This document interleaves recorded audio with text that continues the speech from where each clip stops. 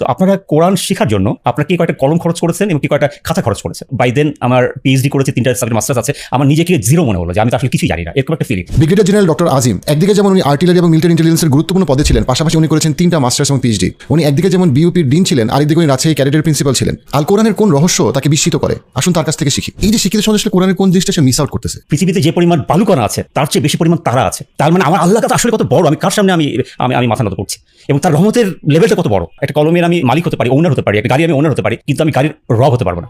আমি শপথ করছি তারাসমূহের পতন স্থলে, এবং এটা অনেক বড় শপথ তোমরা যদি জানতে। এটা হচ্ছে সেই ব্ল্যাক হোল। আমরা যে গ্যালাক্সিতে আছে সেন্ট্রাল পয়েন্টে কিন্তু ব্ল্যাক হোল আছে, নিউট্রন স্টার। এটা হলো ভ্যাকুয়াম ক্লিনারের মতো সবগুলো তারাকে এটা সাক করছে। আমার কোরআন এবং হাদিস নবী সাল্লাল্লাহু আলাইহি ওয়াসাল্লাম কি বলছেন, এবং সায়েন্সে আমি দেখছি যে এটা 100% কারেক্ট। আমি কোরআনটাকে যদি পাহাড়ের উপর নাজিল করতাম তাহলে চূর্ণ বিচূর্ণ হয়ে যেত। সুম্মা রাদাদনাহু আসফালা সাফিলিন। তার মানে আমি যদি আল্লাহর ইনস্ট্রাকশনগুলো না মানি, তাহলে কিন্তু আমি নিচে আমি সবচেয়ে খারাপে পরিণত হয়ে যাবো। সবচেয়ে ক্ষমতাবান, তার ক্ষমতা কতটুকু? তার ক্ষমতা আমি আজিজ, আমার ক্ষমতা, পার্থক্যটা কোথায়? ওনার ক্ষমতা আনলিমিটেড, টাইম বেস আনলিমিটেড, শুরু শেষ কোনো সমস্যা নাই। আর আমারটা হলো বড় ধার করা। আজকে আমার ক্ষমতা আছে, আমি পাওয়ারে আছি, বসে আছি, কালকে কিন্তু আমি নাই। কোথায় সে স্টার্ট করবে, কিভাবে সে স্টার্ট করবে? যে আসলে আমরা যারা রেডিমেড ইসলাম ধর্ম পেয়ে গেছি তারা আসলে মর্যাদা বুঝতে পারছি না। যারা আসলে আলো থেকে অন্ধকারে এসছে তার প্রত্যেকটা বিট রিয়েলাইজ করে।